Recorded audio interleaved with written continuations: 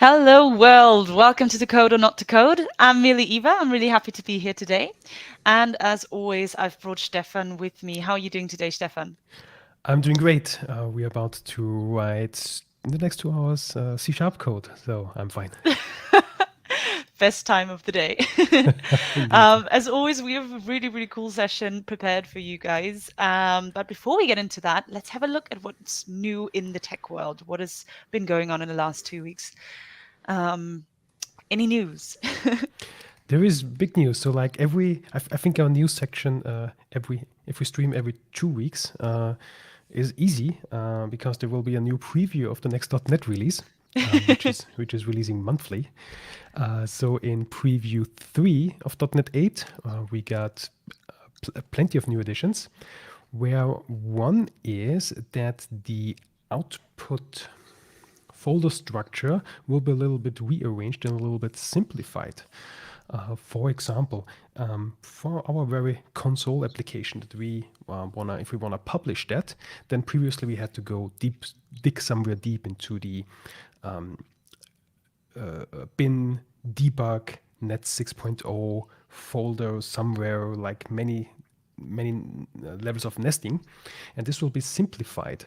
For example, our published artifacts then will be under artifacts publish. So this folder structure should be much simpler then. Amazing. And also, with every new .NET release, we also get the new language version. Yay! And see, there is also now some preview features of C# 12 available in the latest .NET 8 preview. And one of the features, they may be interesting for us because our tool perhaps, not sure yet, but perhaps needs to consider this as well. So with C# 12, the using directives will be extended. Previously, if we wanted to write an alias, we couldn't have an alias for anything. Now we can for almost anything. So what we can now have is an alias for a value tuple or an integer array, or also nullable value types that wasn't supported previously. And this may be coming to C# 12. Well, it's still preview. Things may change, but perhaps just a bit of waiting, or I guess eventually we can install the preview and take a look at the features and see if our tool Yeah. also works with these. Yeah, that sounds really cool. Has there ever been like a preview where you were really looking forward to a feature and then they didn't release it in the end? I guess the question is not if, but how often. Oh no, honestly. Aw. So well, this is how it is. So when the feature So it isn't is.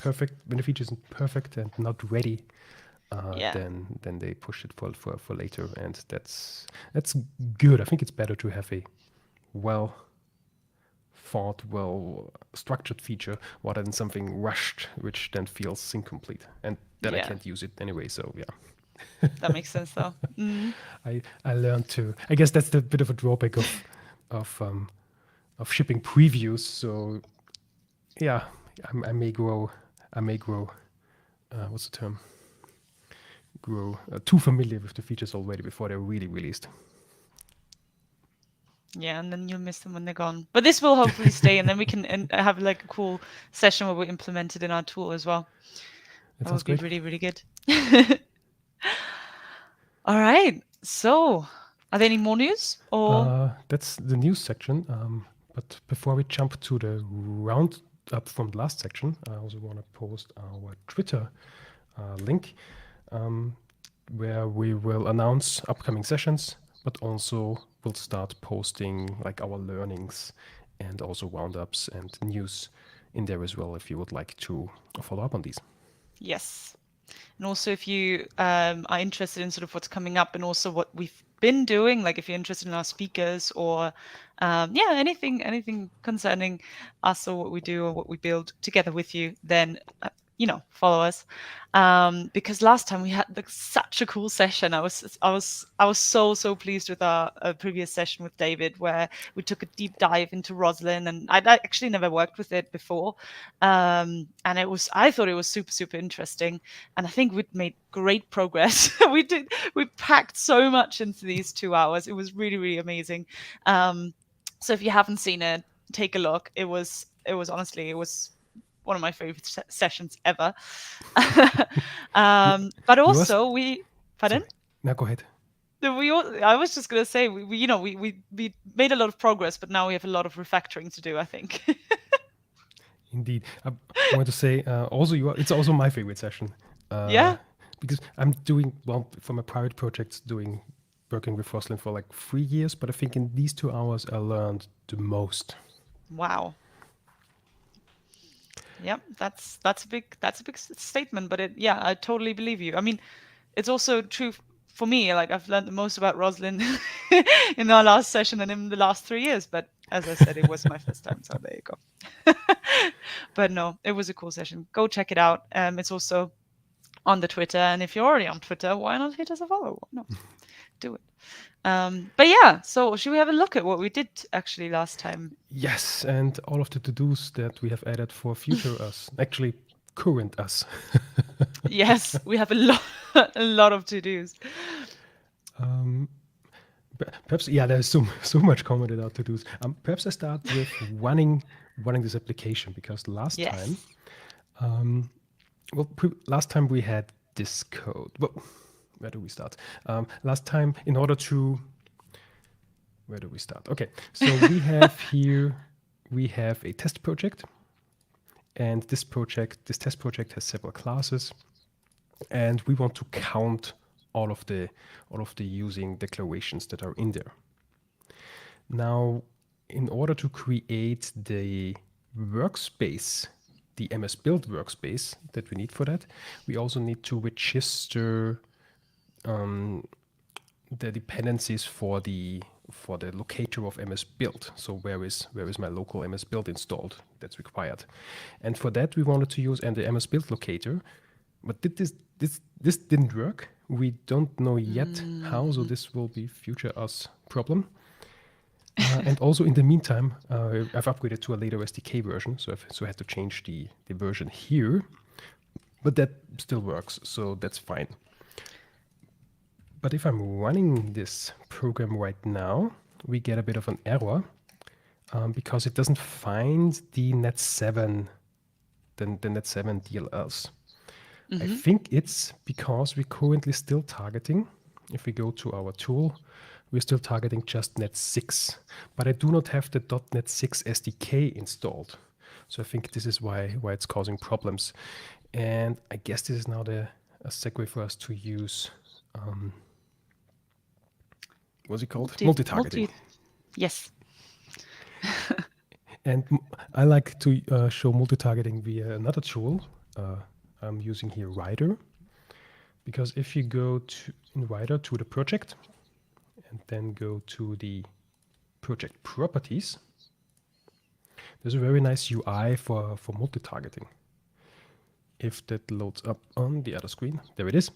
So we see currently we are targeting .NET 6, and I could now target just .NET 7, but with just one click, we can add both. Clicking OK, and that's pretty much it already.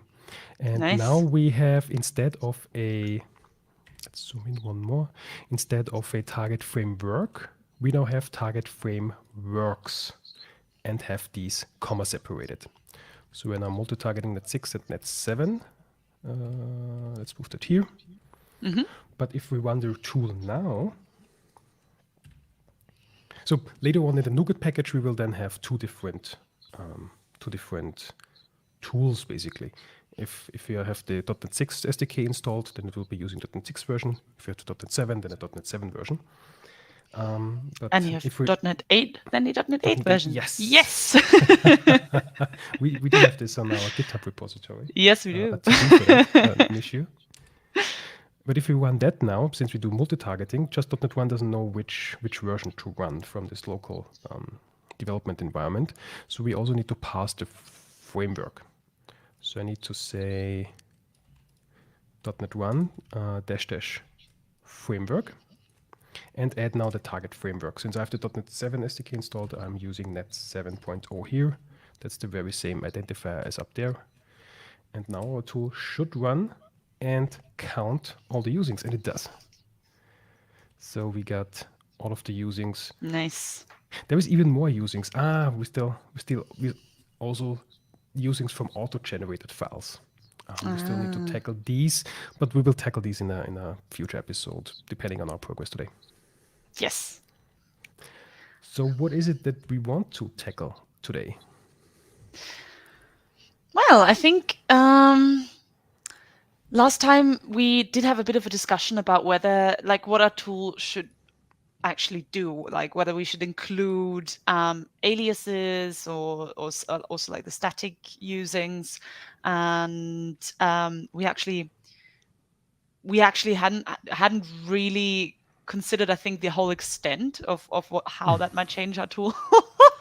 And we kind of fell into a bit of a rabbit hole there. So I think we can sort of start there. And as good test-driven developers, I think we should start with the tests. Mm-hmm.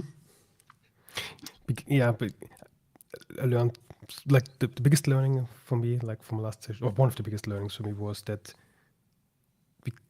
there is not only type aliases but also namespace aliases, and also if we would consider all the usings, also the nested usings from. So if we have a using declaration from within a namespace declaration, this could potentially cause issues. And David explained this excellently, so I'm not trying to replicate that. Just watch the previous episode if you want to know about the why. And because I'll still always forget. But so for now, we wanna ignore these, and I guess I should also add another to do. Ignore auto-generated files. And also, there is no limit to our to-do list. So if you have any suggestions about, what you'd like the tool to do or what you would add, give us a shout on social media, on the stream, in the comments, wherever, and we'll add it to our to-do list. And we will tackle it. It might take a while, but we will. Yeah, cool. So how do we do that? Ignore auto-generated documents. Yes. So let's go. I think currently we do have tests for top-level usings. We also have tests for nested usings. So we do want to start ignoring them, and also ignore static and alias usings for now. So let's jump into the test. The using counter tests. Here they are. Using counter tests, and I think we're just gonna copy paste one of them and then edit them. And I think I'm gonna stop following you because that's really annoying now. We're on live share, so it's really funny when you're trying to look at something and then the person scrolls away. It's really funny. Never mind. Count multiple usings, finds multiple. That sounds like one that I could copy paste. I'm gonna do that. And scrolling to the bottom, and I'm going to paste. Woo! Wow, that's quite a lot of tests. We were thorough. Not thorough enough. I think we need to paste Did I do it wrong? Within a method. Yes. You only copied the method body, not the entire declaration. There we go. Already copy-paste mistakes. Fabulous. No. Yes. This is all? Is everything? Actually see in live share, actually see your cursor. That's cool. I didn't know that. Yeah, that looks... Well, now we... No, it's too much. Oh, God. Oh, my God. What's going on, guys? Fabulous start. It's evening for us, so... I think it's again 2. How do I do that? Okay, I can't... Okay, there's definitely something wrong with my... Okay, it's 2. One from one fact to the next. Count multiple, finds multiple. I think I have everything. Yes, that's good. Yes. Jesus Christ. Fabulous. Okay, guys, there we are, done.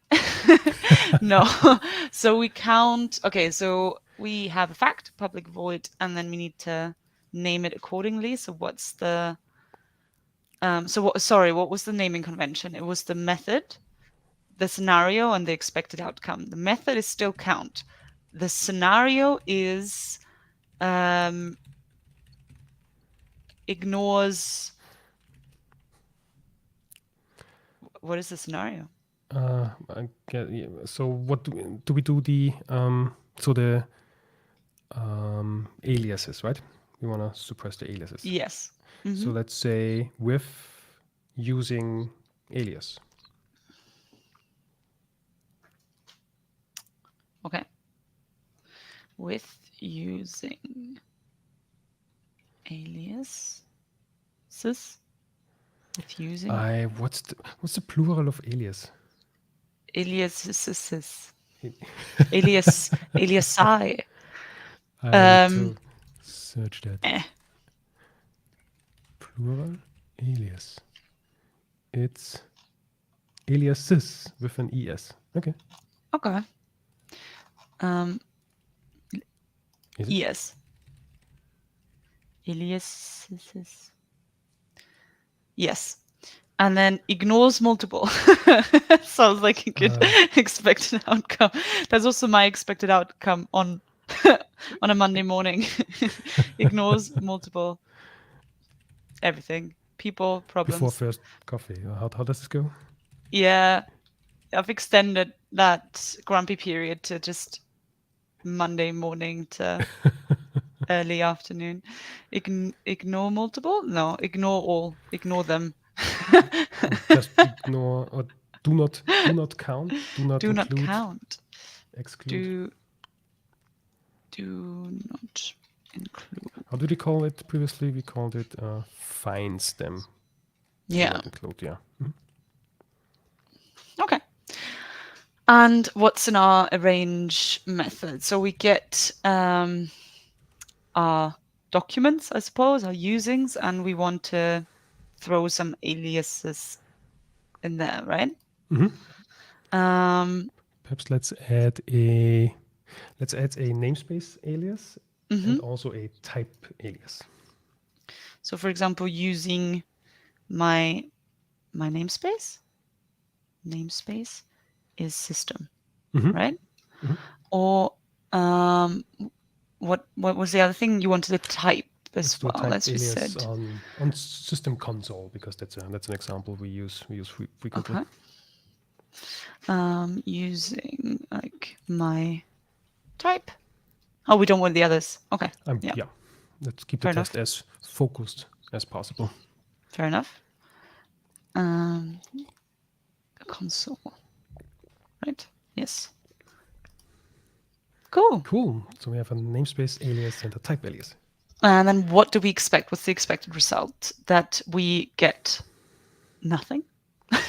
An empty dictionary, actually, yeah. Fabulous. That's cool. Easy. Is that it? Lovely. I love it. I believe so. Should we add the other tests as well and then go into the implementation? Yeah, or do we let's want do to that. like one by one? Okay. What are the other tests? So the other thing you do want to ignore is static usings. Yeah. Right, using static, I think it's called. Using static. Count with using aliases. Statics. Static. Oh, wow. Static. Using statics. Let's do singular, then we don't have the problem. Doesn't that work? With using static? I'm not sure. I'm obviously bad with plurals. Yeah. Let's stay with singles then. There we go. Okay. And do not include. Okay. And we get some documents and using. So is that then just using static? So we're using system? static. Not system, but system. So using static can only be on a type. Oh. Yes. So we don't need that at all, right? Exactly. using static my type. And No. no, just get rid of the next characters until the equal, or including the equal. Mm-hmm. Oh, And because we now don't have need the alias. yes, now we have a static Fabulous. using on system console, and we don't want to have that either. Fabulous. Okay. Cool. Anything else? Global usings. We don't want to count Yes. global usings We don't want to as count well. global usings. For now, Fabulous. maybe we may change this in the We- future, and then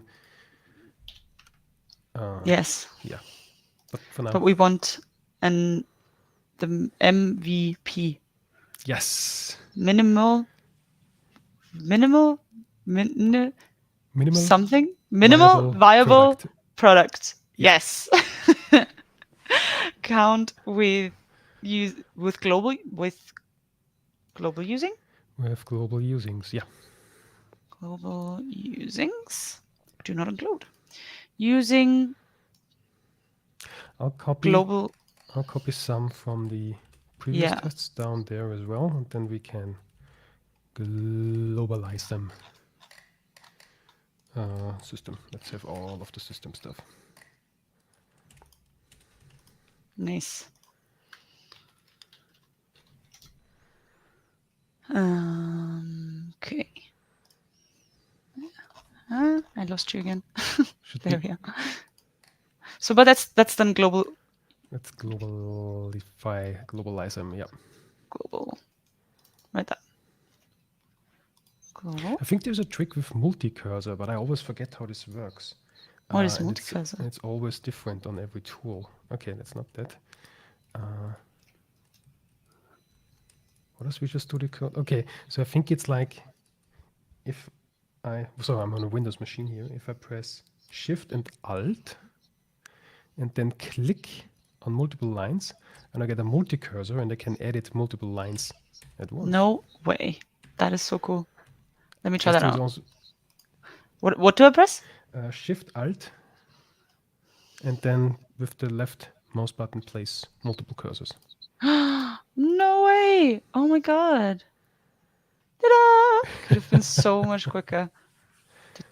Oh, how do I get rid of it though? Escape, or just click somewhere without any key modifier. Fabulous. Love it. And I always forget how this works, and I always mix it up with tools because it's always slightly different depending on the tool. Nice. I'm gonna. Cool. So, excuse me. Nothing. I said I was gonna write it down so I don't forget. So let's see. We've launched the .NET Watch test here, and now if we save, this runs the tests, and we get errors. Nice. Failures. So let's just start from the bottom or something. So we have the count with using static. It actually does include a static using, but it should not. So the using static is actually here. We expected an empty one. Perhaps I should use a different color. What's better, green here? We expected an empty dictionary, but have a dictionary where we say, okay, static system console 1. So it does find that static using. I think I wrote that code myself, so it's now your turn to get rid of it. Yes. In the using counter. Amazing. Oh, let's have a look. Maybe we briefly go through that file again. Just to refresh my memory. So where is our entry point actually? So we start here. We pass in a bunch of strings. Yeah. That we then parse into syntax trees. Yes. Then we get the root of the syntax tree. Yes. For all of the documents and populate the using. So we pass in also a dictionary, and we'll then fill that dictionary and return it. And during the populate usings, we have a lot of more to do. Like here it is ignore auto-generated code and such.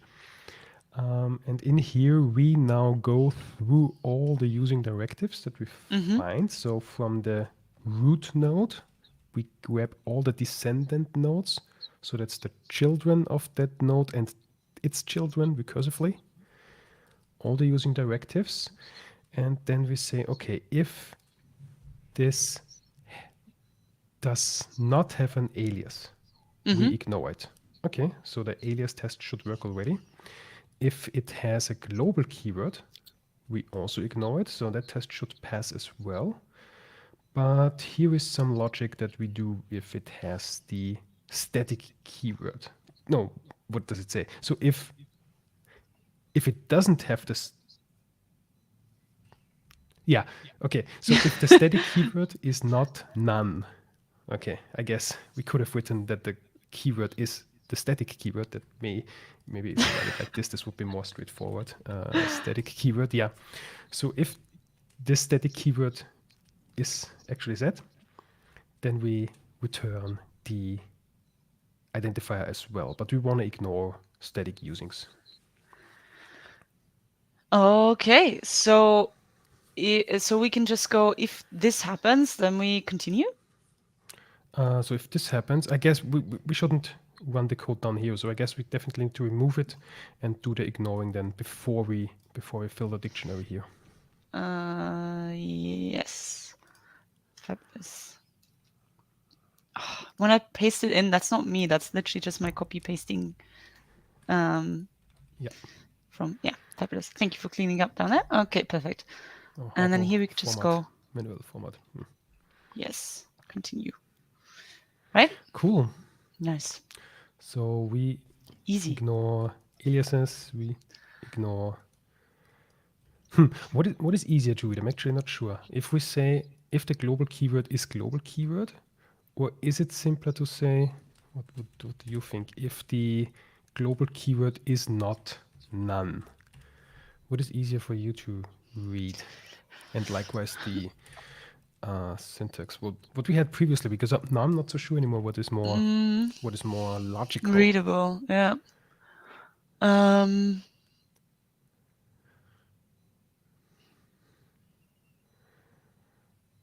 It's a good question. What do our viewers think?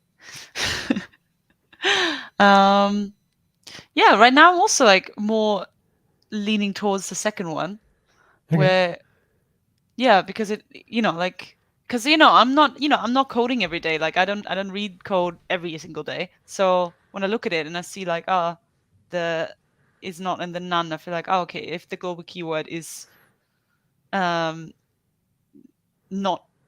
none, right? Then do something. Whereas in the first one, I'm just like, if the global keyword is the global keyword, then do something. I don't know. But on the other hand, like as soon as you look at it longer than like a second, both make sense. So it's really like, I don't know. It's both work. Both are nice. Both are fine. What should we go with initially? We can always change it later.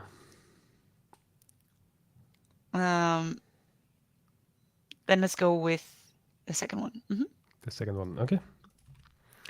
So if the alias is not null, maybe that actually combines well. If the alias is not null, we continue. If the global keyword is not none, we continue. And if the static keyword is not none, we continue. Then we continue. Yeah, I like that. And if it's like a good old using directive, then we try, if we find that identifier already in the dictionary. If it does exist already, we increase the counter. Otherwise, we set the counter to 1 and write it back to the dictionary. If I save and run the test, let's see. We get a new result, and we now have, how many tests were previously failing? 7.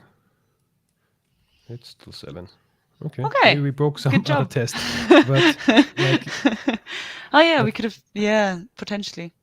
Let's see what we have here. So I think this is some leftover code from a session from last time that I didn't clean up. The count block scope namespaces find all occurrences still expects some statics here, as it seems. So we need to clean that one up. Yes. Let's go to the count using counter tests. Did I copy the name? I hope I did. It doesn't find it. Also because it has the entire name. There it is. Oh, yeah. Okay. Yeah, So what do we have here? We also include like some aliases. I think this but is the they are, code yeah. as we also Aren't see they here. commented out though? Aren't they supposed to be commented They're out? commented out, yes, but the static here is Oh, and these ones. Okay, well, yeah. they are there. This should be ignored, but I guess in the expected, yeah. So this is actually what we see. This is what we added last time. This line. So we now expect the static as well, but we don't. So this is We just deleted. Yes. wrong code. So let's fix the expected result. Run the tests, and Yay! we now have only 6 failing. Perfect. Good progress. Something is not implemented. Okay, that's the. Maybe we should ignore the test for now. Why? What's that test? Because we haven't implemented the globalizer yet. Yes, we have not. That's going to be a good session though. So I'm gonna say in any way we can ignore. I think this is. Did we have a look at ignore in our second session when we went through all We the? did not. We did not. No, that's not ignore. But there is something on fact that we can set. The skip. Okay, there is a skip string. I think it's. Is it on? I think on NUnit and on MS test it's an attribute. The ignore Yes. attribute. Is it? No, I don't know. Okay. I just said And on NUnit, I believe, I'm not entirely sure, there is no attribute, but there is a string that we can set so that we basically are forced to set a description why we ignore it. And I go with a good old to-do. nice. That actually also gives us a warning because NUnit also has analyzers. We should do a sort of like a session where people can like vote how many to-dos they think we'll have like in, I don't know, a month's time. And then we can go, is it going to be less or more each month? Oh, think- yeah. So it will never come to an end. I don't think so. Well, maybe, I don't know. We've just started. It's just episode 5, 6? Yes. 5 or 6? 5. 5. So making good progress. Oh wow! Did everything pass? Everything passes, yeah. We're Nice. skipping these tests for now. Cool. So our tool seems to do what we want for now. We also, let's take a look at what we, where is it? Up here. Okay. So we now we ignore, no, not yet. We don't count static or alias usings. We now need to ignore, we only want to do top level usings. We want to ignore any nested usings. And I believe for that we already have tests, but I think we expect something different. So we do have a test that has file scope namespaces, and we do have usings within. So those are all top level usings. Now in the second file, or in the second document, we have top level usings, but also nested usings. And in the third file, we have only nested usings. So I guess we need to fix the test here. So how many usings do we have? So system is top level 2 times. Then we have collections generic, top level 2 times. The IO, link, HTTP, and so on is once, but no more. The rest is all nested. So changing I've changed it already. Excellent. Changing all to once. This one as well?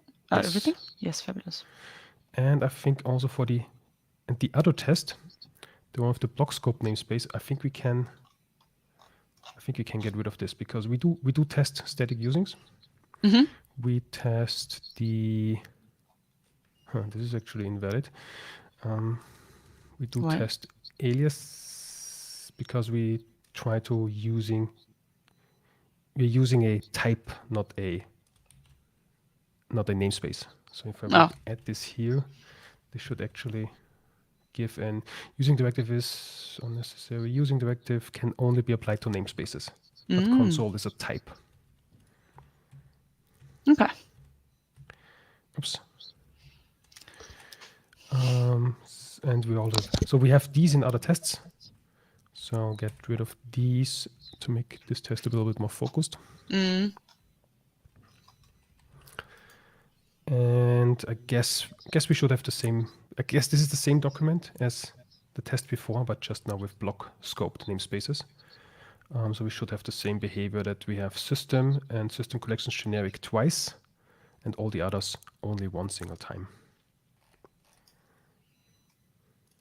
Okay. So changing this to exactly what we have up there. This is the perfect, this is why I love live code, the live share. Right. Editing so we can edit the document simultaneously. That's Yeah. super cool. That is really cool. And if we want to test now, we get 2 failing tests because we expected system to occur twice, but have it 3 times. And also the others occur more than expected. So I guess it's time to update our tests, our logic. Okay. And how do we get there though? So I think we had the, sorry. Yeah. I think we had, if I recall correctly from last episode, so wink, definitely watch it again. Yes. That we have used the compilation unit syntax here first and then switched to the descendant nodes in order to grab all of them. But now we realize, okay, we only want to have the top level ones. And I think the code is already there, but it's just commented out. Fabulous. So I think we can comment this out and this in. No. Yeah. Yes. Let's actually get rid of Love it. Let's get rid of the line above. Let's get rid of it? Yeah. Okay. We will bring it back then in a future episode if we want to handle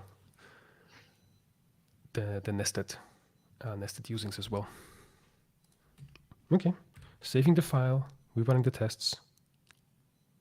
And although the colors are gone, past them, where did the colors go? I will restart. Uh-oh. Uh-oh. Okay, I can't cancel it anymore. Oh. The machine has taken over. Nice. I wanted to cancel it and relaunch it, but I can't. Okay. Well, I can't do anything either, right? Can I? This. Do anything? Probably not. No. The machine now took control. Okay. Good. Dear machine, while you're at it, can you refactor our code?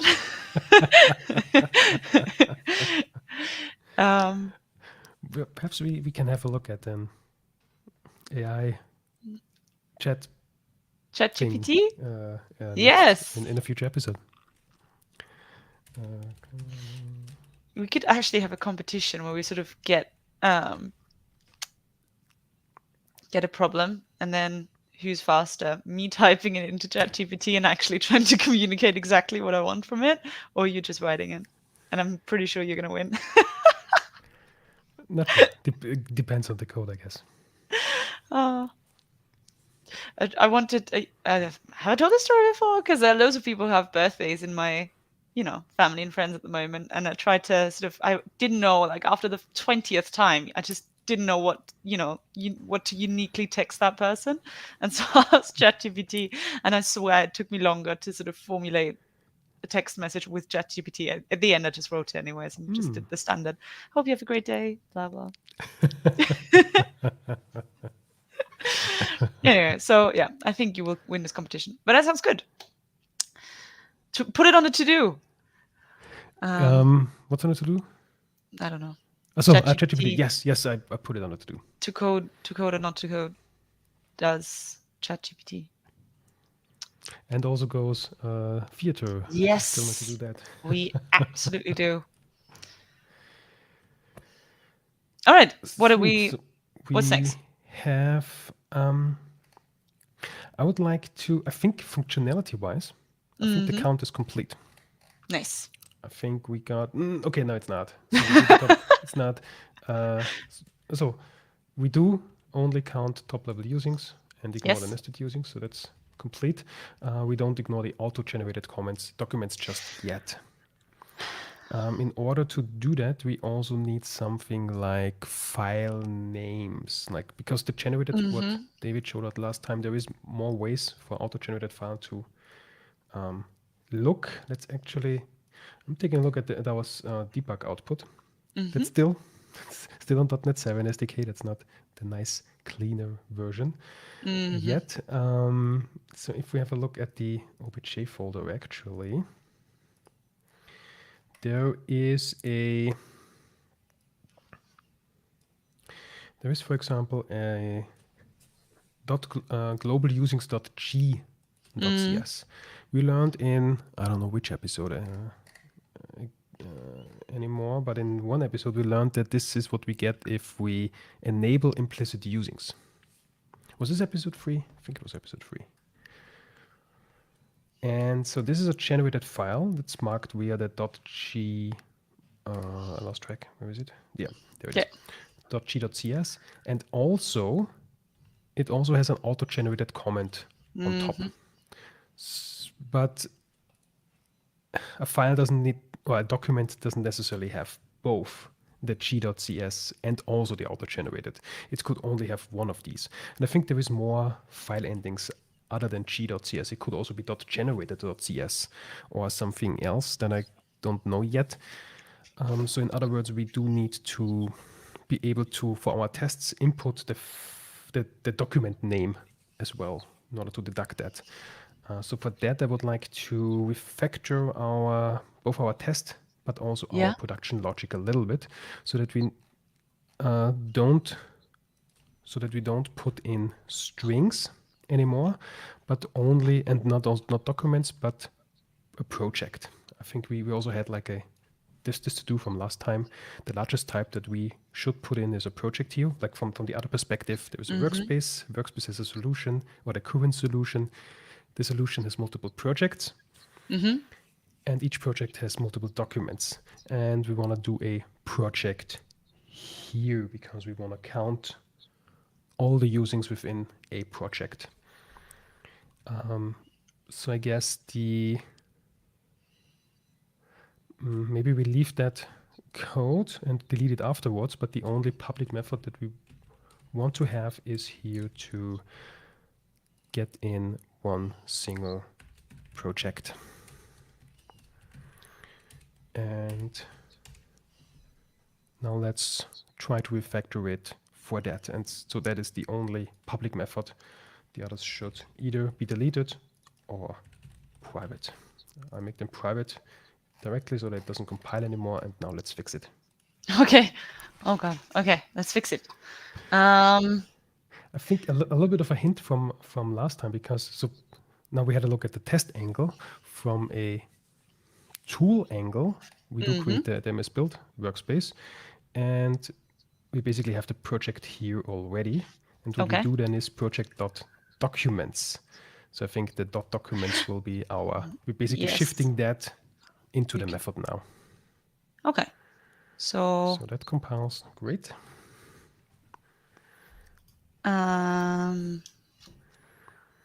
Okay. So we want to get each of the documents in this project.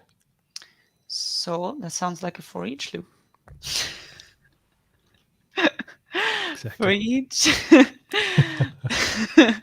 What is it? Var documents in project. In project, yeah. Documents. Nice. Documents. This one. Cool. Nice. I'm gonna rename it just documents because it will be. Oh. We will have in this variable we'll have one document at a time. Yes, English lessons and plurals and all the beautiful things that you get when watching To Code or Not to Code. What do you actually prefer? Do you prefer the type to be explicitly declared or implicitly declared via the var? Well, 100% explicitly, because I think it's easier to read. I use var 100% of the time because I'm scared of doing the wrong thing, especially while live coding.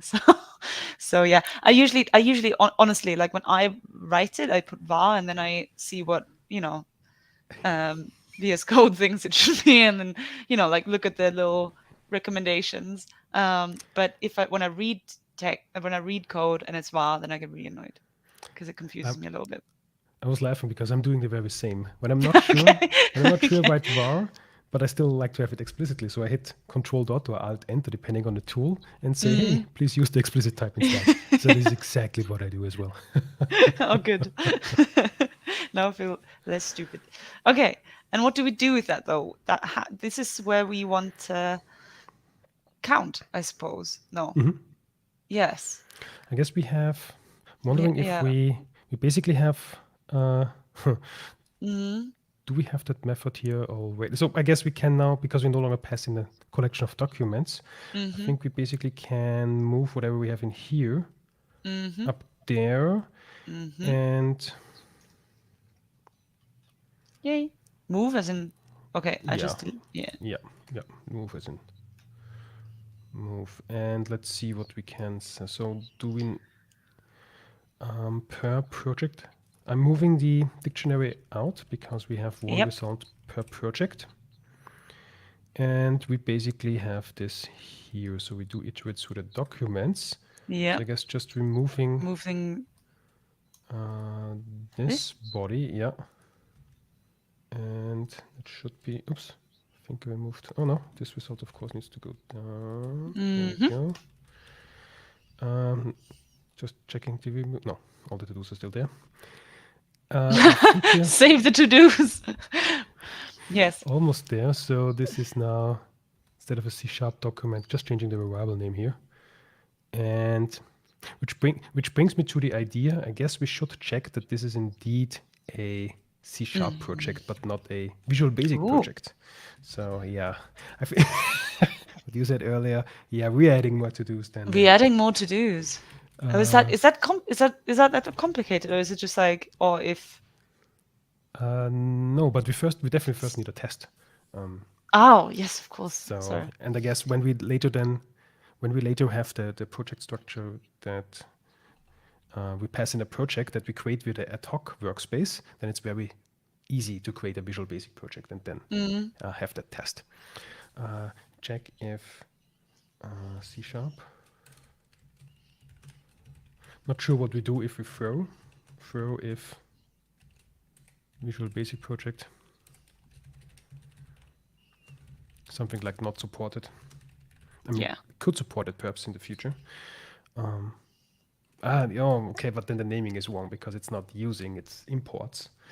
What we also learned from David last time. So yeah, let's see how we deal with that if it is a Visual Basic project. Or maybe we catch that on a earlier level. Maybe we catch it on the tool itself. Let's see how we take care of that. And okay, how does it look like? I think it looks good. We still need to do some async. Perhaps we can do we want to make that async or do we want to do that in a separate session? Like Let's the do async, it. If we're already at it, Okay, so let's let's do it. change this to async. So I definitely want to get rid of this result here because what the Yes. result does is, because this async that returns a task. How familiar are you with the task? I think, was this like our first paragraph Yeah, yeah, discussion yeah. That was. at a different location where I talked like at least for 7 hours about that? Yep. Yep.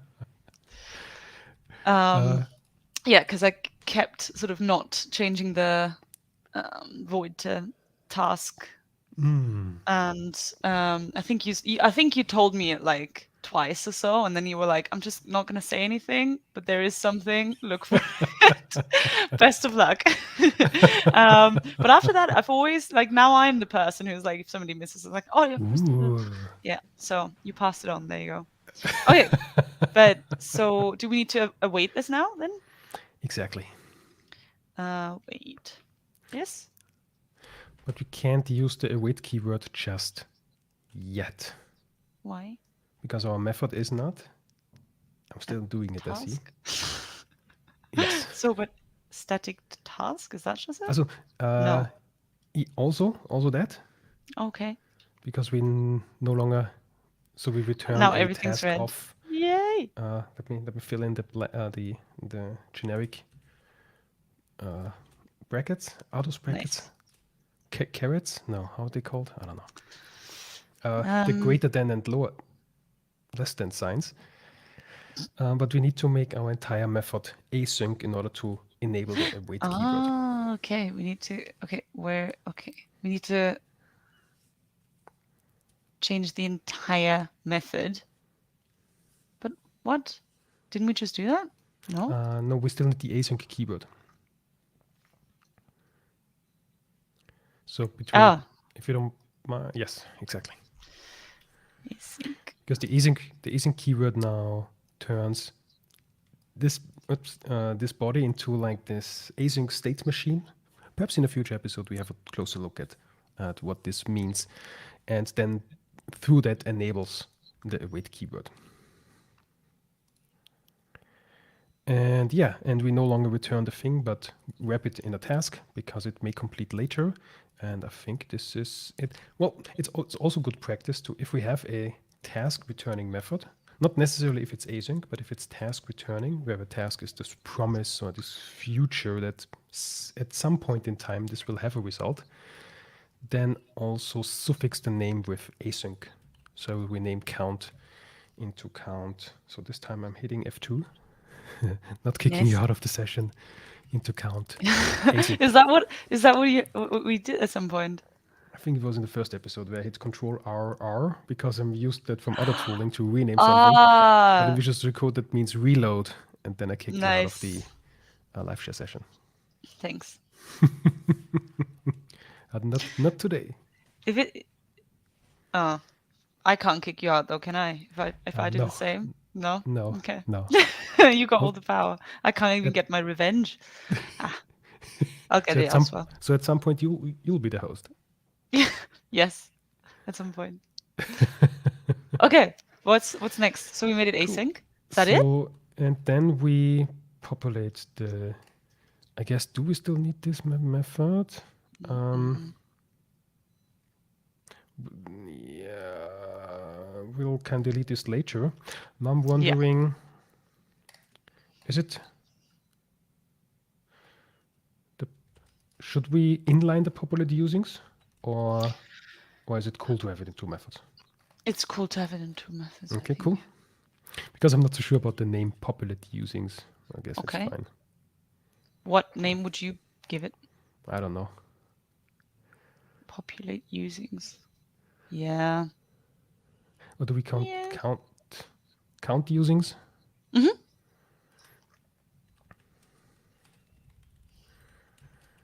Count usings. Well, actually, the name is not that important because it's a private method. So the signature is not. Names are This. always important. It's one of the most important things. It's Trust. not that important. It is, It but is super it's easier to important. rename. If You're it's gonna, public, then it's harder to or it's actually change because if somebody has a dependency on it, then we need to change all the consumers as well. And if we publish this as a NuGet package, then we basically can't, and it would be a breaking change. So yeah. yeah, but also if you're gonna look at it in 5 years' time and somebody asks you, so, Mm, oh, what do you do then? And you're okay. gonna be like, I don't know why we're populating this, and I don't know. Yes, Okay. I think so. Okay. Differently important, but not less important. Okay. Okay, Great. good. Right. Sweet. So we have the one thing that I would like to change in this method, because we could pass in any syntax node, Yes. but not every syntax node is indeed a compilation unit syntax. That only applies for the root. So what I'd Okay. like to do is to pull this out. So grabbing the compilation unit and do this in the other method. Okay. Because in here we know we grab the syntax root and we know that this is a compilation unit. So this is now a little bit safer to use if we want to call this method from somewhere else as well. But now we've got a the syntax root doesn't like us This anymore. won't yeah, let's get rid of that because Yeah. Okay. this is not used anyway. But now our test won't pass. Compile, I believe. Yeah, we have a lot of red here. Ooh, yes, we have a lot of red. Wow. I guess let's start at the top. Okay, now we need a project. So we need to turn our documents here into a project. In last episode we haven't looked at the ad hoc namespace. We had a brief look in a dress rehearsal at some point. Can you recall how we use the ad hoc workspace? No. I hope you were saying yes, because I always forget as well. So let's see how far we get. Creating here private static helper method that should return us a project. Yes. Microsoft Code Analysis, and let's call it create project. And pass in a dictionary of documents. Hold on. No, it's actually the list. It's a list of string.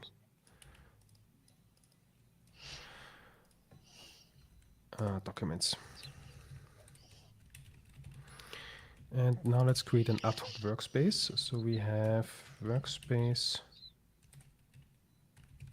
Now we need to take care of all this immutability. This, I guess, we'll be doing a mistake here at some point. New ad hoc workspace. That basically now mirrors what we have here. So for the real tool, we use an MS Build workspace that requires a CS proj. But for our test, we don't create a physical file, so we do that via an ad hoc workspace. And with that, I hope that we can add a project. And I always forget what to do here. So we could pass a string and a language. Okay. How should we call this project? Test. Yes. And does this need a file extension like csproj? But it isn't a csproj, so maybe just test. And the language, I think we could write C# here, but there's also a static. Static language names dot C#. Nice. That should be the very same. Yeah. So C#, Visual Basic, also F#, although Waslin, yeah, it says F# is not a supported compile target for the Waslin compiler. But it's still a very common .NET language, so I guess this is why they included it. Now we have a project, and this returns a project. Cool. Using the same old trick, writing var and then... And now we need to add a document, or actually add multiple documents. So there is an add document method. What does this take? This takes a name and text. And optionally also folders and file paths, but let's not use them for now. So how do we call the document? Test document. Since these are test document, then I'm gonna call this test project. We have test document .cs, and the text will be from our documents. Okay, so it's time to write another for each loop. We have our string document in all the documents, and for each document we add, for each text we add a document with that text. And add document now returns a document. And now I'm not sure about this immutability thing, if this would work or not. I'll discard it for now, but I guess it won't work. And then returning the project, because I think we still have to add it back to the project or something. Let's see how this works out. And then I guess for every method, we now need to create a project. So is this part of, no, that's still part of the arrange. So we can say, well, there's not two ways. We either do this like in every method, like having our project here, through the create project, like this. Yes. Or we Sounds could good. also immediately do it. We could say create project. Yeah. Ooh, what we could do is, have you used the params keyword already? Yes. But yeah, can't remember. Would have to look it up. But I think, isn't it? Yeah, I think we mentioned it also in like an episode, didn't we? Did we?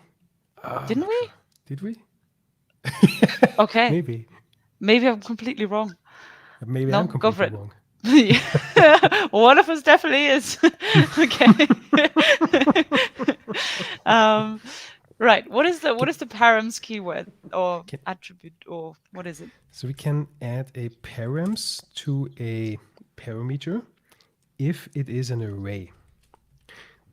There may be something coming in C# 12, but I'm not hoping on it, because if it doesn't, I'm sad again. But so this could extend, but for now in C# 11, if we have params, we need to have an array here. And that means we can now pass in an array, so we can no longer pass in a list. So if I would move this new list into here, this won't compile because a list isn't implicitly assignable to an array. But what we can do is either create a string array directly, or explicitly, we now say it's new string array, and it works, or we have it implicitly created by the compiler. So if I basically remove the creation of the string array, that still works. And we could now add multiple documents by just comma separating. Although this method has only one single parameter, every argument that we pass in here, we have 1, 2, 3, 4, 5 arguments, are automatically converted into a array. Now my favorite sentence. Let's have a look at that in SharpLab. Yes. So if we write our public void param, I call this method param. It has a params string array. Let's zoom in.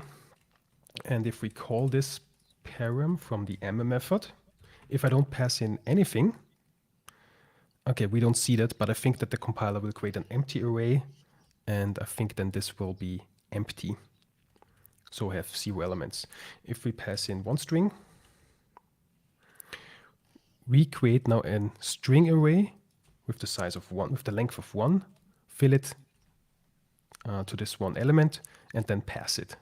And the more we create, the more arguments we pass, the bigger this implicitly created array gets. I love it. Let's use that. And I think this is some syntactic sugar that fits here very well. So we say create project with just this one entry.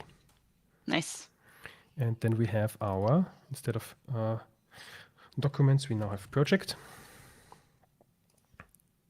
And I guess now we see the strength of the var keyword, so we don't have to change it everywhere. It still works.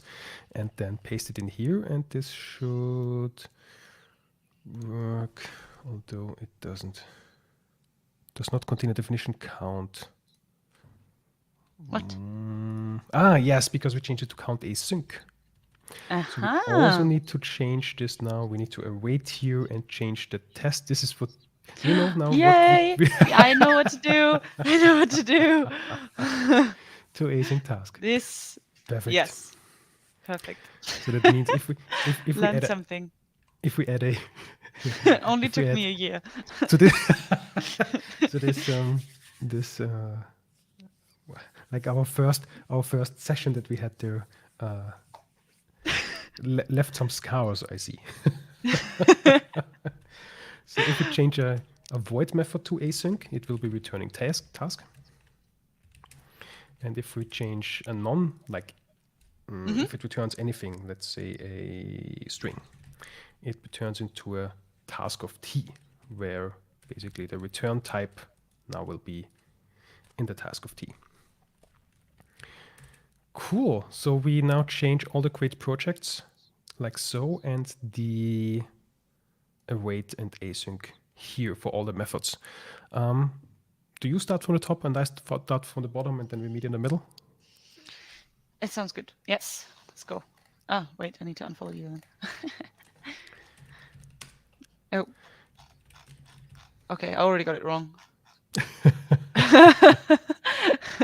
You said you start at the bottom and I start at the top, right? No. What did you say? Where do I I start? can't recall. You start at the top. Yes. I start at the Okay. bottom. Perfect. Did I say it the other way around? I maybe. I don't know. I started at wherever you started, so that was good. Get off my line of code. Project. Count async.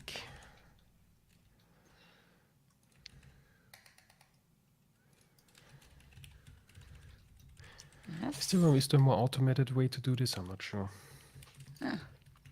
We could write one.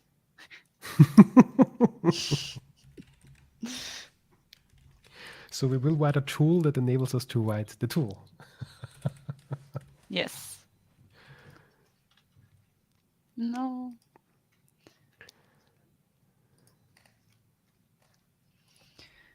And then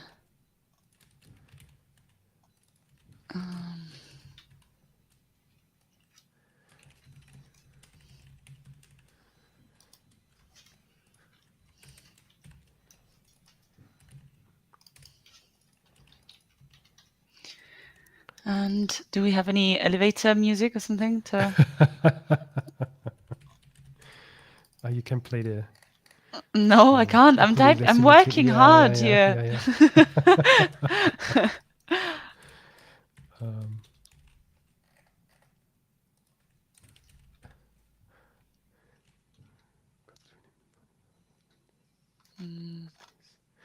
I think I broke something. Fire Warrior is giving me a hint that I forgot something also. Hi, thank you for joining. Thank you for joining. What did we miss? I'll insert it at the end. Because Okay. So stay tuned for the no. Project and async task. Okay, I'm pasting it in. So we forgot to rename the project variable in the second to last case. Okay. Thank you. That is Good spot. Here Well it is. done. Excellent. Thank you very much.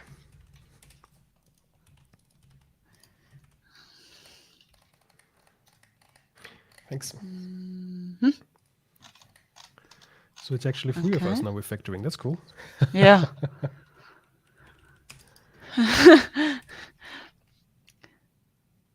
we can use any help we can get.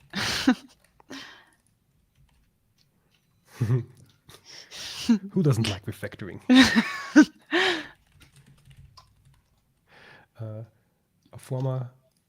My first mentor once said to me, deleting code is good. He always deleted code with so much joy. When we had a better solution, a more modern solution, like a new language feature or something, and then getting rid of a lot of code. Yeah, but it does feel good. I do understand that. The other day, I had something that I was working. I don't know. Async. That I was working on for a long time, and somebody refactored it and was like, I don't want to like delete all your code. Like, how do you feel about this? Do you think this is even a good idea? And I was like, get rid of it. Get rid of all of it. Control A and delete. It's committed anyway, so we can always go back. Oh no. Let's see if we have an error. Do we? We No. do? We do. I feel like it was me. I was distracted at many points. Do we have an error? No. Okay, now I don't see it. I just saw it in the output window. Okay. I hope that. Yeah, I can't cancel it, but .NET Watch test still works, and it tells us that we have a failing test that we don't. Okay, formatting is a little bit weird, but we expected. I think I need to restart, but I can't. What if I need to kill that and open a new console? Let's cd into the source, into the tests, into the unit tests.NET Watch test.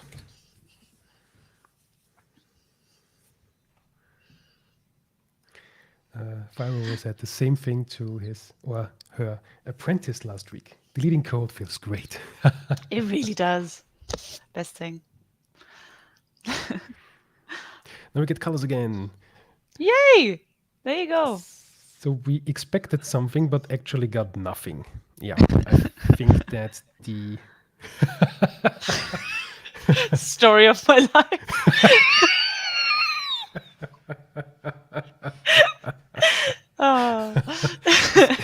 This reminds me of the TV show Malcolm in the Middle. Yeah. Where Dewey had his birthday, and then he said, well, everything went bad. And then he said, I expected nothing, and still was let down. Yeah.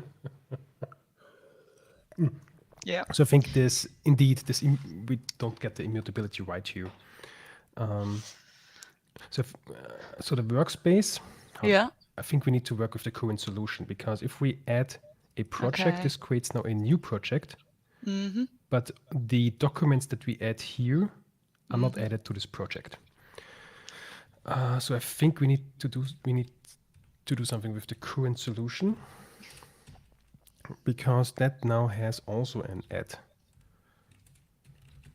project,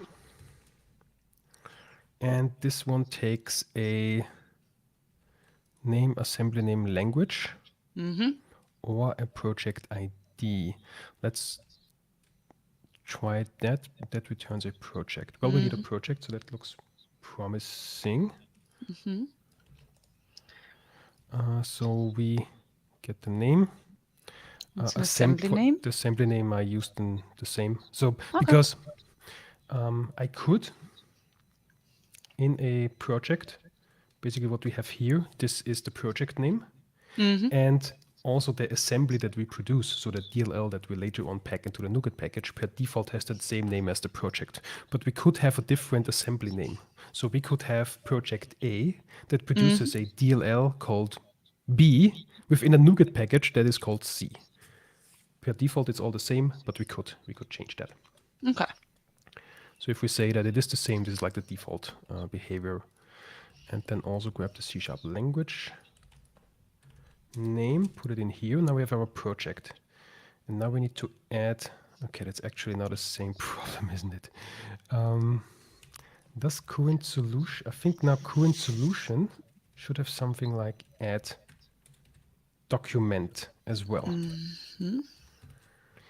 And in here, we can pass in, this is not what I hoped. What were you hoping for? That it allows to pass a project ID to which project we add. But maybe we need to, on the add project, use a different overload. Or is there a with document? No. So we add a document. We did this like a month ago, but I totally forgot already.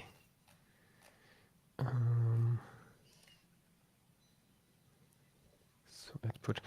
Do we need to do this on the solution? Add additional documents. Add document. There's also an add documents. Ooh, there is a.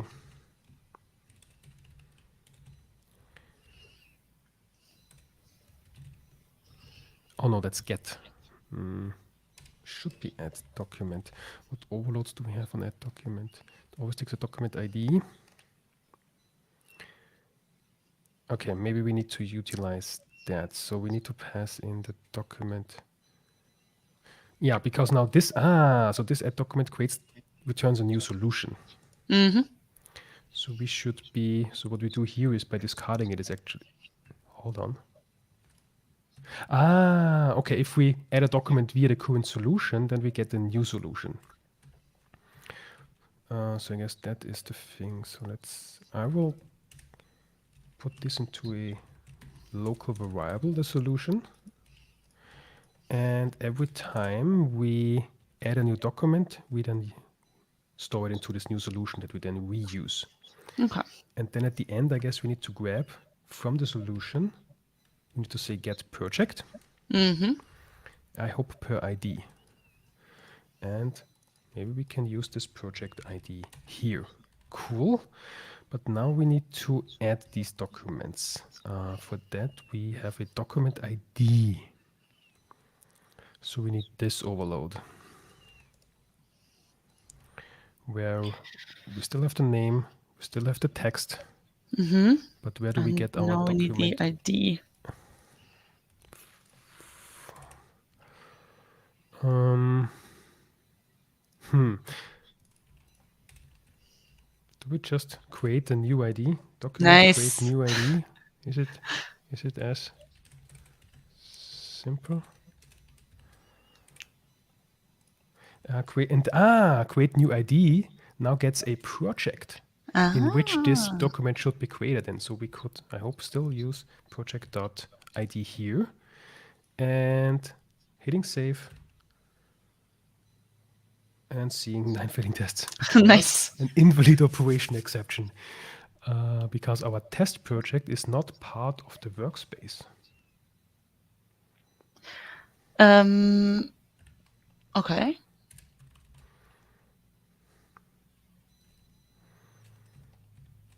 Pasting the error message down here so that we see it.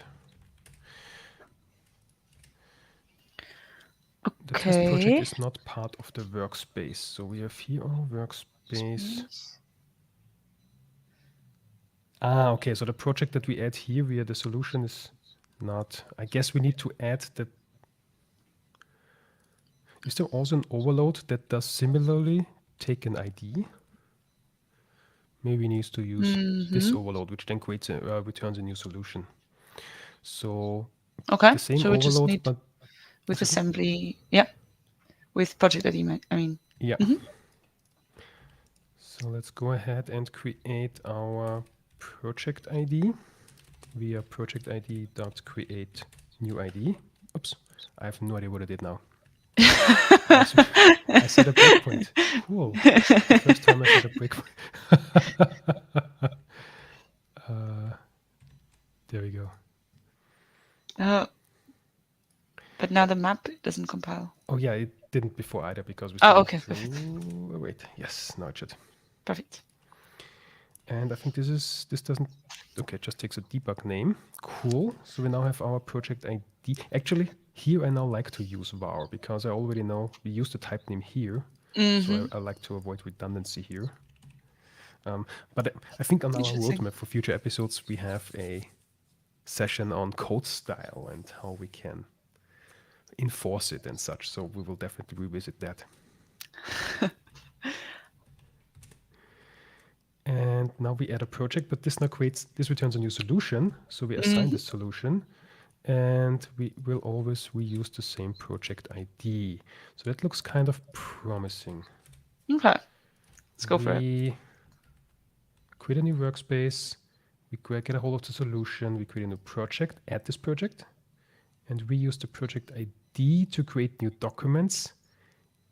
And we always have the same solution. And then at the end, we get that project.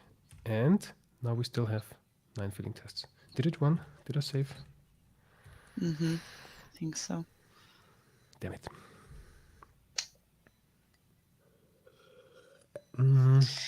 All right. Project ID Looks like nameless. Fire Warrior TV is up. Have you spotted anything? No. Okay. Then it's up to us to find the mistake. Okay. Do we have? But we don't. Okay. So what is the errors that we get? Is this the same one? Or is it a different one? Because this is almost as good as deleting code is if you're like the feeling when you finally get like a different error message. Yeah, When, it's different. It you doesn't know. say which project is not part of the workspace, but if it looks like get required projects. So when we call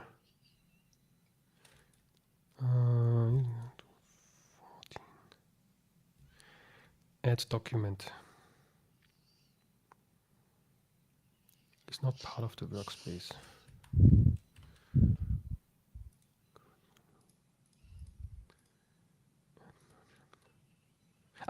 There was my mistake. Firewall hasn't used the Roslyn APIs yet. Okay, you're excused. We are now. But here is my mistake, because I'm still using this previous workspace that we have up here, and not the modified from this one. And here now it shows the immutability. This solution is a totally different. This solution is a different one than this one, because that one doesn't contain the project yet. So if I now actually use that solution to add a document, like this solution which contains the project, this may be passing. Yes. Easy. Perfect. Well done. Cool. Amazing. Okay. And now we have one API for both the. You only have one single entry point, one public method for both the test and also the production code. Like, I guess, speaking of, let's take a look at the production code. And let's run that and see that it fails. For each statement cannot operate on task. We don't. But we do await here. And the await should work. That's now a I read only dictionary.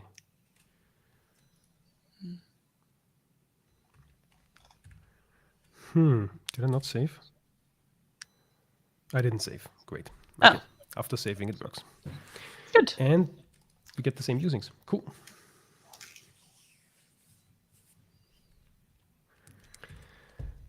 I think on to the next task. Yes. What's the next task, though? So currently, we return an async task. A very primitive I read only dictionary. And for future use, I'd like to have this in a custom type. So that we basically, to avoid the primitive obsession, and then have on this type have methods and properties that are very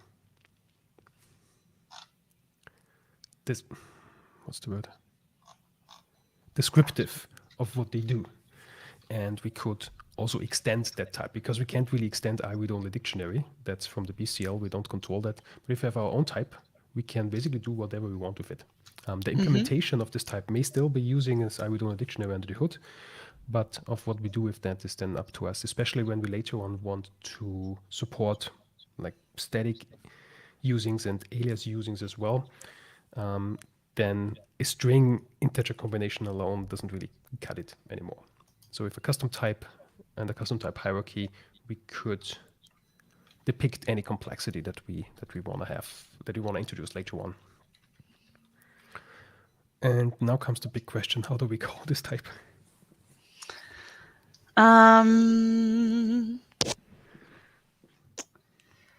Okay, so it is what this counter kind of returns, right?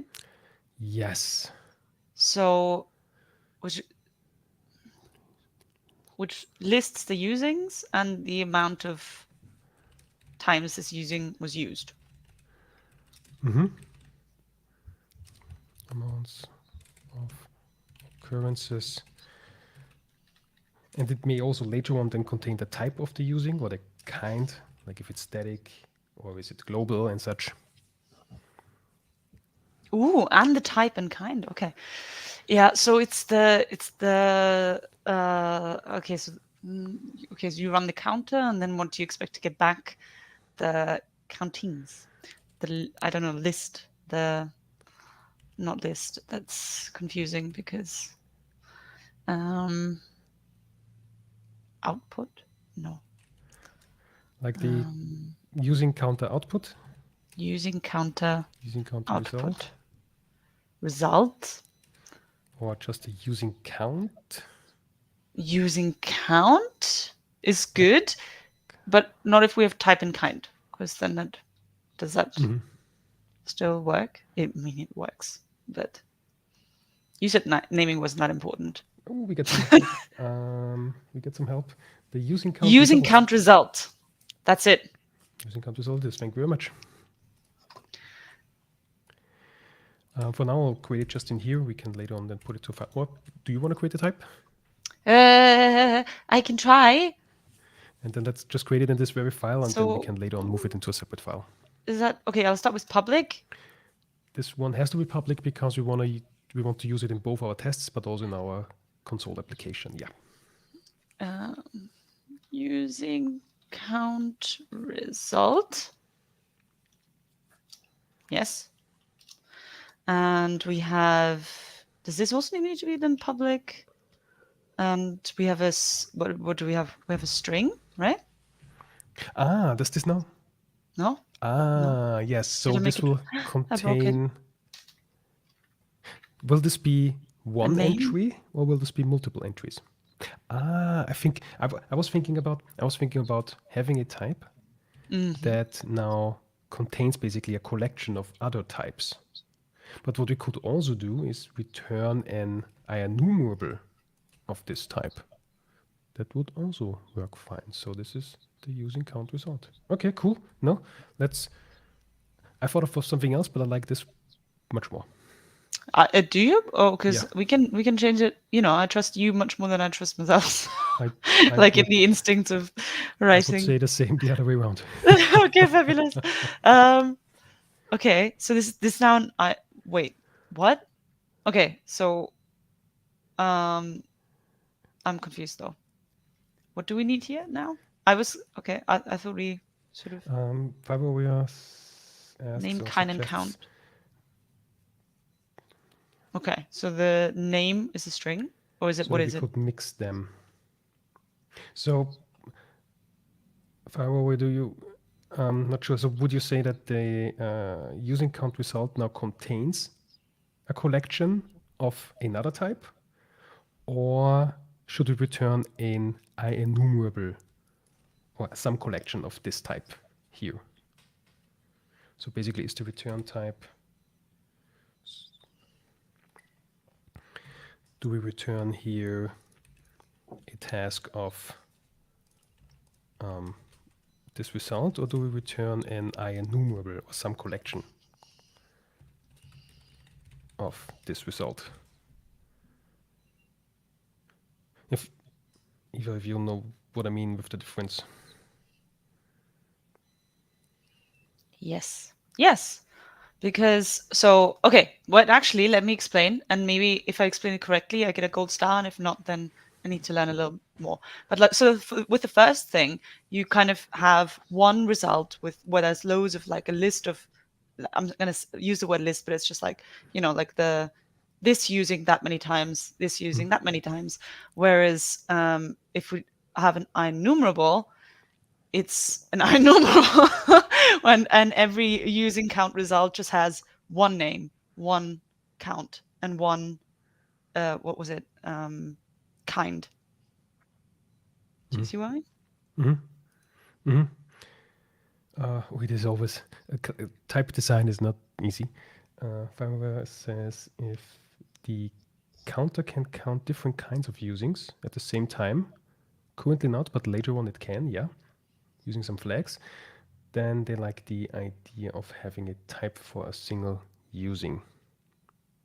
And should now the using count result be that single using, or does it represent a collection of usings? I think this is what I'm now hung up on. I don't know.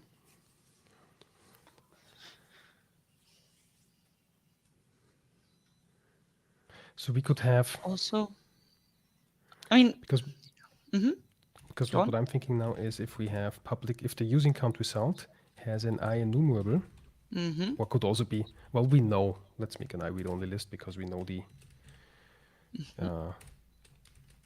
we know that we know its length of something like a using count counts. That sounds weird or something. And then we have a Just don't misspell it. then we have a using count which now has basically the identifier and some flags and so on.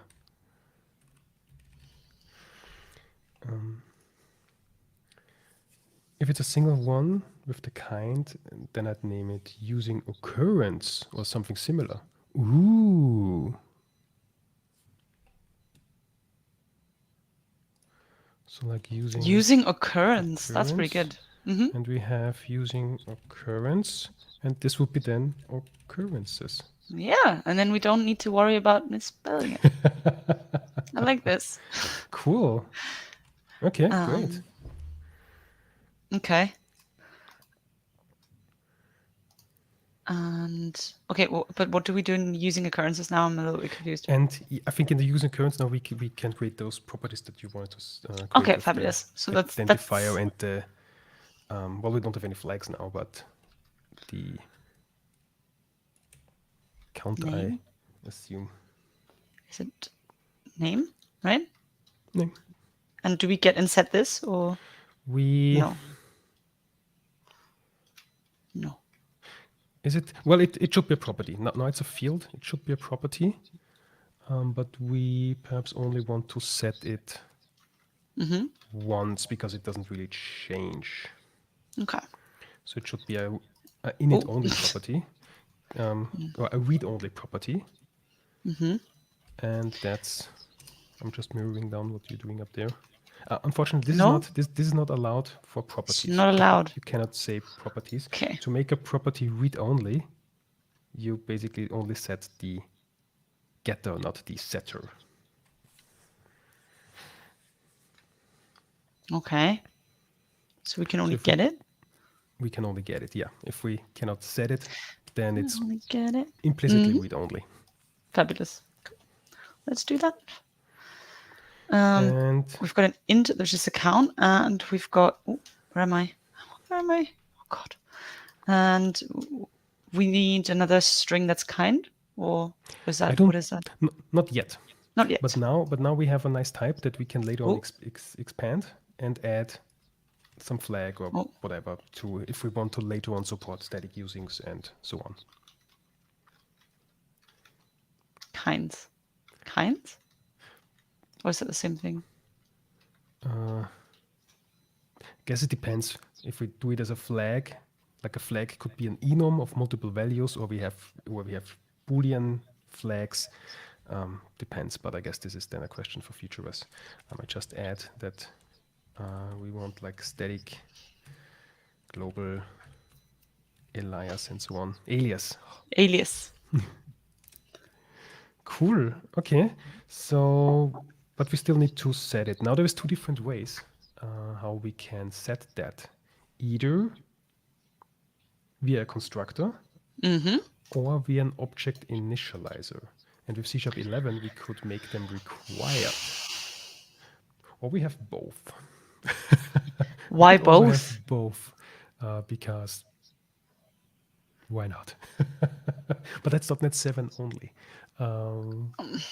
Wait, is both Well, .NET 7 only, or is it? no, the required the required properties or the required members would be .NET 7 only. Then we could get it work for .NET 6 as well, but then this would be the first use case for multi-targeting actually.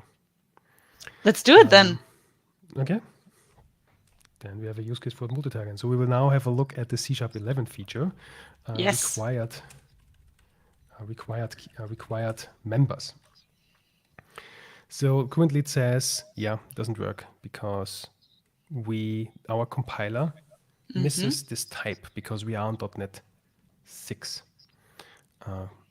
If we change this library to target .NET 7, then also a lot of code will break because Oh.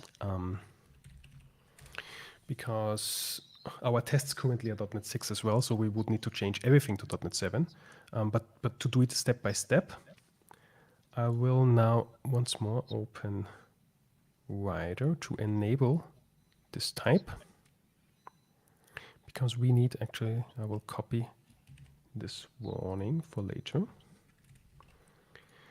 and open up Rider and say, okay, our library now should multi-target .NET 6 and .NET 7.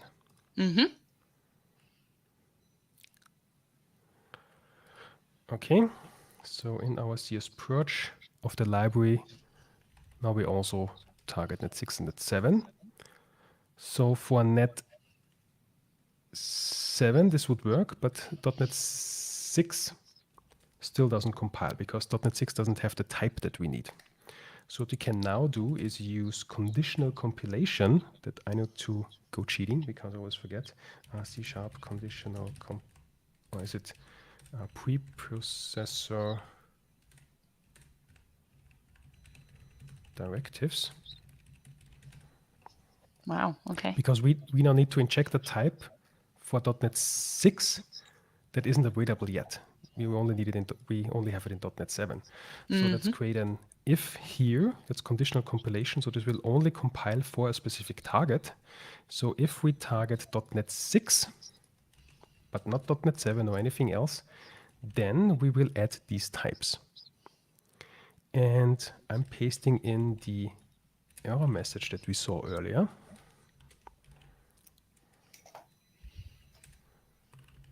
The error message says that, the language version must be C# 11 or greater. Okay.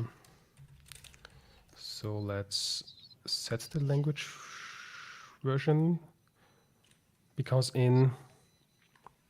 if we are on .NET 7, I think that's also a link that all the links we'll put in the video later on. If we C# lang version, every .NET has its default language version. If you're targeting .NET 6, we have C# 11. If you're targeting .NET 7, we have C# 11. I said it wrong. You said, yeah. If we have .NET 6, we've got C# 10. Yeah. And if we've got 7, we've got C# 11. Oh, 7, 11. There you go. But for the thank you so much. I will never. Well, okay. Now I will now remember that C# 11 is for .NET 7, but I will never have. I will always have this. Yeah. What's that? This will annoy me for a long time. There you go. You're But welcome. it's a great mnemonic device, I think. Yes. So what you can now add is to always use, this should be down here somewhere as well in documentation. So we can set a language version. Basically override the default, and we want to set it to always be 11. Okay. So this compiler warning now should go away. And some projects have trouble loading. I guess we need to restart the engine here. But now we still have the error with the missing types, because the types that I've mentioned, they are available in .NET 7, but not in .NET 6 yet. So actually, if I'm pasting in these two error messages. So it says that the required members requires this type. And if we have a look at the documentation of this type, we see that this type is available in .NET 7 and .NET 8, And but .NET not in 8. .NET 6. So now, but the compiler requires it. We are using C. What we are now doing is not officially supported by Microsoft. We are using C# 11 for .NET 6. It's not officially Ooh. supported. But since we know the compiler a little bit, Naughty. yeah. And we know that the compiler requires these types, we can add them ourselves. So we go to my favorite site, that is source.net, and, and basically grab. Wait. Source.net. Yes, It's true. source. It's the truth. .net. Yeah. I was looking at this like for 5 minutes just to be sure. And let's grab this attribute that the compiler needs in this namespace, but only add it for .NET 6. Shortening it a little bit by getting rid of the comments. Oops.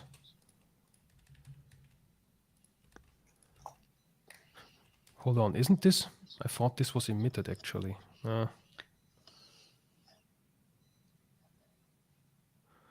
Oh yeah, I need to put this into a separate file.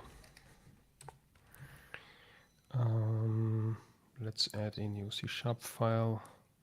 Oh, okay. How do we call this? Attributes? Yes. And I'll also declare this internal, because if this .NET 6 library would be consumed by a .NET 7 library, which has the type already, this may cause confusion and could produce ambiguity errors. And the other attribute that we need is the required member attribute. So we're gonna grab that as well into the attributes. It should be internal. Okay, and now the warning should go away. Yes, no, hold on. It must be settable, yes. So now the feature works, because now we're using required members wrong. Because a required member, it must be settable. If we don't set it, it won't work. So let's make it. Oh, no. Let's make it in our case init only, because it shouldn't be able to change. We can set it once and then never again. Okay. And now the thing is, from our test, or no, actually, let's consume this in the test later. Yep. So what we can now do, if we want to create that type, I'm just writing this anywhere. So if I'm now creating a new instance and not setting it, we will get the compiler error that says, oh, those required members are not set. And this is why we now need to do a object initializer and set it to something. Well, we could set it to null, but we need to set it. And now when we set all the required members, nice. Now we can create a type. And this is how we can ensure that all the required members are really, really set. It won't compile if they aren't set. And we also now, as a bit of a side effect, enable this feature for .NET 6 as well. Amazing. And well done. what we could also do, if we still want to have a constructor. So let's say we have a empty constructor and also a overload.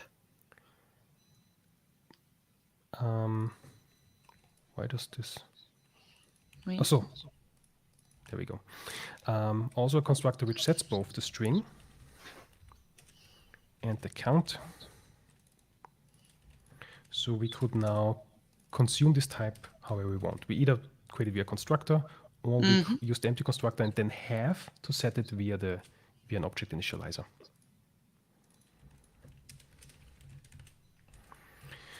And cool, now we can create that. Perhaps for this, should we do the same for this as well? So occurrences, create a constructor that an empty constructor where we must set it. So let's do this to quick-wired, or we can pass it in. Nice. Sweet. And now let's return that. So let's go to we have our using count result. So instead of this read-only dictionary, we return that. Okay. And now okay, so we need to be able to add to this result, don't we? Yes. But no, not. So let's create, okay, we can create a list here. Okay. A list that holds the occurrences. Now into the count using, we pass in a list of occurrences. And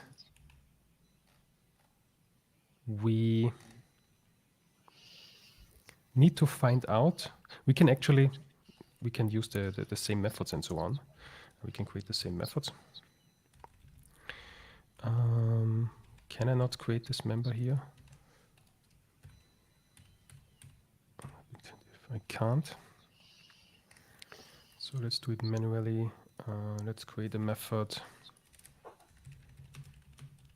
Try get value, which returns Boolean. It takes a string, the name, and returns a. Oops, no, that's not on the occurrence. That's of course on the result. And returns the occurrence. And under the hood, we use this read-only list, so we can say if. Or should we use a dictionary? No, let's stick with the list. We can say if this list contains I think, am I now writing myself into a little bit of a corner? I'm not, maybe a little bit, I'm not sure. If the list, maybe let's keep it simple for now, and let's also use let's use a dictionary under the hood. We can always change private details. We can always change later. Okay. Private read only a dictionary of string. So this won't work if we do later on with statics, but we now have names only, so that's fine. Where we hold our occurrences. I call it. How do we call it? Occurrences. And this will now be just a read-only list that returns the values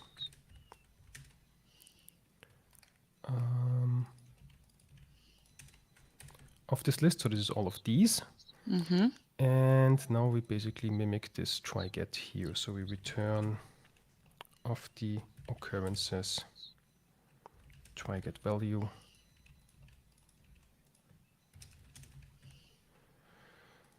And what am I doing wrong? This is not a read-only list, isn't it? Because values is an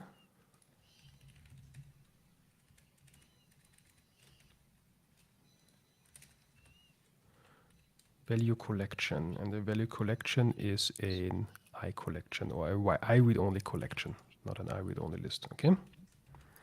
So this will be I read-only collection, and this should now basically enable the same syntax. This is of course not a list of occurrences. This is now a new result.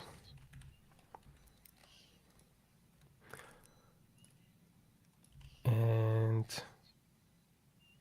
now we need to, this returns now a, okay, I think I totally coded myself into a corner here. Because I want to have it immutable, but it's still mutable. Maybe let's do, what do we do? Can we make it init only? Well, we could create a new one. Let's make it,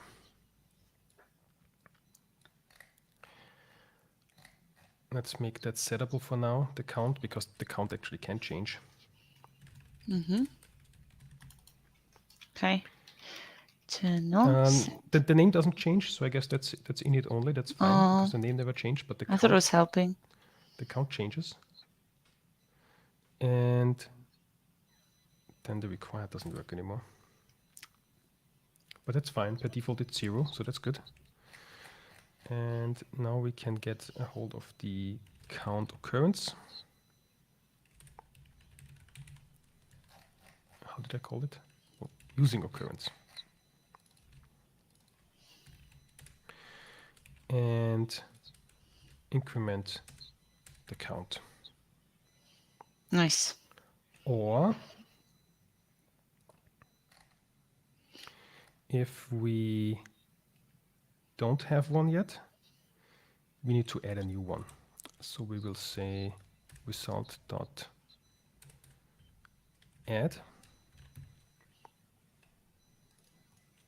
and pass in the name that we want to add. So in here, in the using result, we now have also an add method where we pass in a new name that adds to the new dictionary. Nice. I'm not so happy with the solution anymore as I thought I would be. That's okay. We have another juicy episode coming up where we can refactor it all. You can have a think about it for 2 weeks and then and then delete a lot of code and create better one. And now we need to set the, oh yes, I didn't set the name.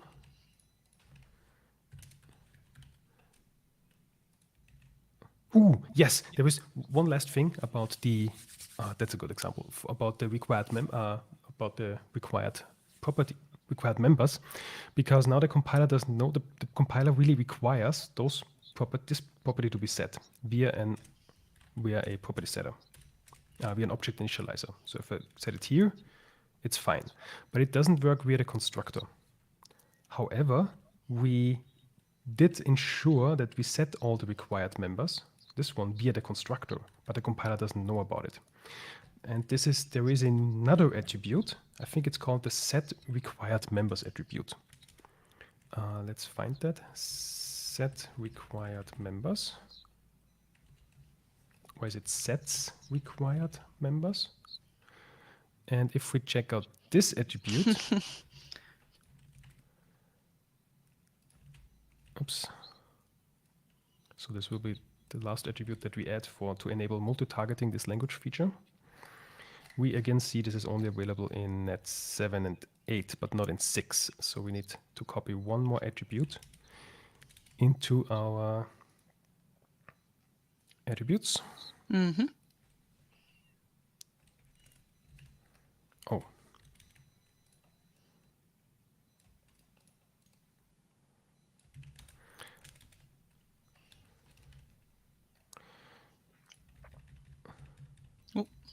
Okay.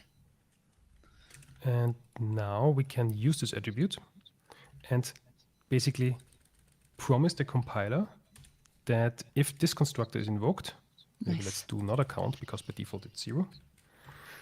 If we invoke this constructor, we promise to set all the required properties. And now we can use both. Nice. because we taught the compiler, okay, this is okay. Or if we do the parameterless constructor, we need to set all the required members. Amazing. Multi-targeting. Having the same type for building and exposing the result is tricky. Yeah. I guess then next time maybe we have more of an idea which couple more feels, to-dos. Yeah, definitely. Cool. And I think we are quite on time, aren't we? We are, but I think we made good progress. So for the next session, we have a couple of compiler errors here that we can continue on. Fabulous. Then when the tests are green, what's then next for us to do? I guess implementing the actual, so we then have the counting complete, I think. Then actually implementing the replacing as well. Yes. So the globalization. So there is, so we will definitely have one chapter 2 of this. Maybe we have a chapter 3 as well. Depends on. Yeah, let's see how fast we progress. Sweet. Well, cool. Speaking of next time, when is next time? Next time is, my format got all mixed up. Okay. Oh yeah, wow. Sorry for that. On Wednesday the 26th, so it's in 13 days. 13 days. Same time, same place. Same time, same place? Not exactly, well, yes, no, same time, not quite same day, but never mind. Anyway, but if you're craving content up until then, we've got some recommendations for you. There are, I think, 2 meetups. I believe they're both online as well, aren't they? So Yes. This is component-driven development with React and DOM testing. So it's a little bit on the testing side of things. Thank you so much, Fire Warrior, for debugging and coding with us. You were a great help. Hope to see you soon. Hope to see you next time. We will need your help again. We will need your help again. We will be in this situation again. But yeah, so this is one of our recommendations. Is sort of like if you're more into the testing side of things, or we also have a second one, which is on Chicago time. So, or if you're like a night owl, is it in the night for us? I think so. Yeah. But it's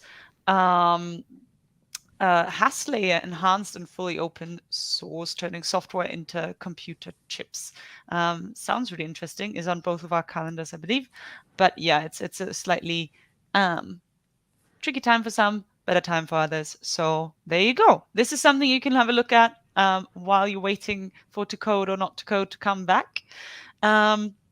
Also, if you want to keep up with, when our next stream is, what we're doing next, what our next guests are, you can also have a look at our LinkedIn and follow us there. That's just, really, really useful to keep up to date with when and where and what and how. We'd really appreciate you following us. Cool. Is there anything left to be said? Other than the final sentence? No, I think there isn't. Fabulous. In that case. So, thank you very much for watching. We'll be back.